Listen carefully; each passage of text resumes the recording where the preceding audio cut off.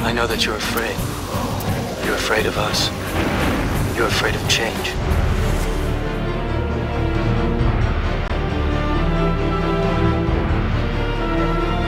The startling truth, according to the sworn testimony of Michael Springman, an official at the Jeddah consulate during this period, is that not only was the CIA providing training to bin Laden and his operatives, but that bin Laden was, in fact, a CIA asset, and the agency was rubber-stamping visas for his operatives to go to the U.S. for training.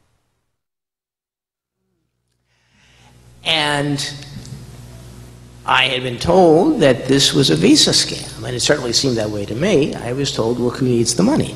And the price supposedly for these visas was $2,500.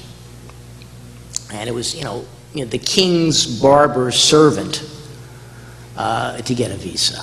Freres was seen filling out visa applications for people in the consulate. It was just absolutely incomprehensible to me. And people I talked to who had been there really didn't want to say much more about it. And it wasn't until I was out of the Foreign Service, when my appointment had been terminated for unspecified reasons, that I learned from three good sources. Joe Trento, the journalist, a fellow attached to a university in Washington, D.C., and a guy with expert knowledge on the Middle East who had worked for a government agency. They said, it's very simple. The CIA and its asset Osama Bin Laden were recruiting terrorists for the Afghan war. They were sending them to the United States for training, for rewards, for whatever purpose, and then sending them on to Afghanistan. And most likely, the problems they had with the liquor at the consulate, large amounts of it disappearing, it being sold at very high markups, and so forth, was being used to fund this. Perhaps not coincidentally, the U.S. consulate in Jeddah, from which the CIA was smuggling operatives for bin Laden in the 80s, was the very consulate from which 11 of the 9/11 hijackers were to receive visas to enter the U.S., many of them using a special fast-track program called Visa Express, which only began 4 months before 9/11. Likewise, evidence links the CIA and bin Laden through arms sales. The suggestion that bin Laden was a customer for CIA arms has been repeated by Der Spiegel, BBC, and many other mainstream media sources. But in Simon Reeve's 1999 book, The New Jackals, one CIA source is quoted as saying that US agents armed bin Laden's men by letting him pay rock-bottom prices for basic weapons. Incredibly, the funding for the Afghan operation also connects the US to Osama. The US provided the funding for the operation to the ISI, the Pakistani Inter-Services Intelligence, which worked closely with the CIA. In turn, the ISI, in cooperation with the CIA, distributed these funds to the Afghan Mujahideen through a front organization known as MAK, or the Bureau of Services. And one of the key men involved in arranging the finances of MAK, Osama Bin Laden.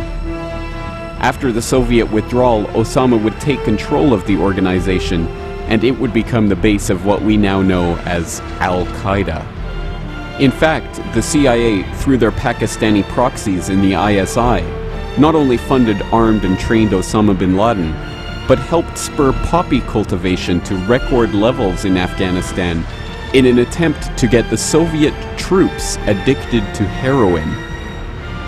And they created the Taliban, the hardline fundamentalist group that would take control of Afghanistan after the Soviets withdrew. And the Taliban government would become the only government in the world willing to harbor Osama bin Laden from 1996 onwards. The simple fact is that US involvement in Afghanistan from 1979 onwards implicates them in the founding, funding, and training of Osama bin Laden and other hardline militant Islamists. And as we shall see, the ties extend much further into the 90s and beyond. But what does Brzezinski, one of Obama's top advisors, think about this? Does he, in retrospect, admit the danger in having nurtured Al-Qeada and the Taliban into existence? Does he regret American involvement in the region? In his 1998 interview with Le Nouvel Observateur, he stated, "What is most important to the history of the world, the Taliban or the collapse of the Soviet Empire? Some stirred up Muslims or the liberation of Central Europe and the end of the Cold War?"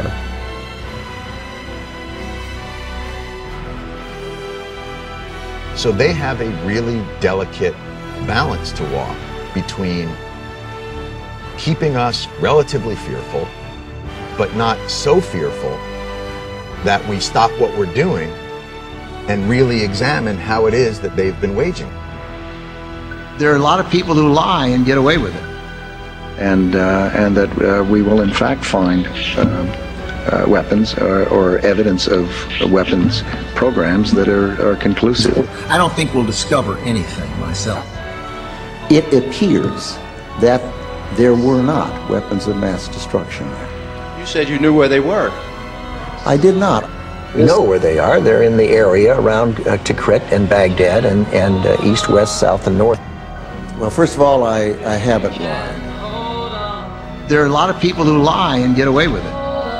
Talking about lies and your allegation that there was bulletproof evidence of ties between Al-Qeada and Iraq. Was that a lie? Intelligence gathered by this and other governments leaves no doubt that the Iraqi regime continues to possess and conceal some of the most lethal weapons ever devised. Our people are going to find out the truth, and the truth will say that this intelligence is good intelligence, no doubt in my mind. I don't know anybody that I can think of who has contended that the Iraqis had nuclear weapons. And we believe he has, in fact, reconstituted nuclear weapons. Saddam Hussein is determined to get his hands on a nuclear bomb. We cannot wait for the final proof. He's got him. He's got him. The smoking gun. He's got him. That could come in the form of a mushroom cloud. Colin Powell didn't lie. My colleagues, every statement I make today is backed up by sources, solid sources. These are not assertions. What we're giving you are facts and conclusions based on solid intelligence.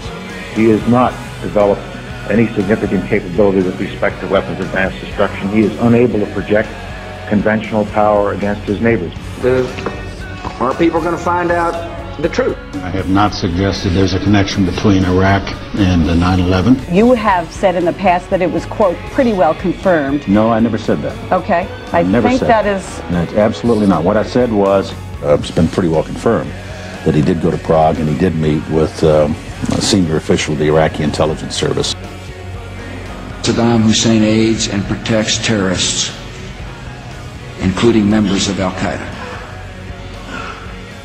Secretly and without fingerprints, he could provide one of his hidden weapons to terrorists or help them develop their own. What did Iraq have to do with what? The attack on the World Trade Center. Nothing. He said there were three main reasons for going to war in Iraq. Weapons of mass destruction. Saddam Hussein has gone to elaborate lengths, spent enormous sums, taken great risks to build and keep weapons of mass destruction. The claim that Iraq was sponsoring terrorists who would have attacked us on 9/11. Before September the 11th, many in the world believed that Saddam Hussein could be contained. And that Iraq had purchased nuclear materials from Nigeria. The regime is seeking a nuclear bomb. All three of those turned out to be false. First, just if I might correct a misperception, I don't think we ever said, at least I know I didn't say, that there was a direct connection between September the 11th and Saddam Hussein. Who does the president think he's effing kidding? Of course, it was information that was mistaken.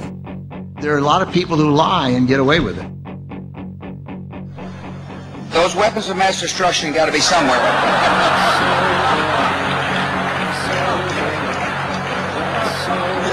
Nope, no weapons over there.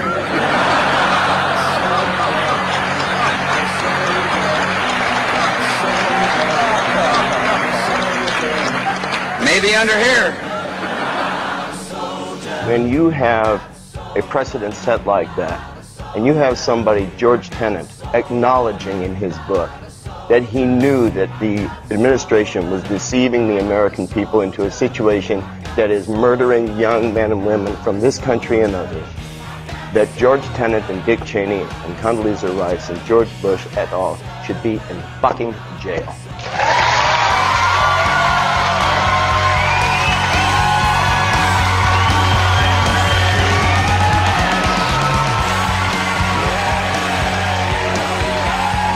I'm as mad as hell, and I'm not going to take this anymore!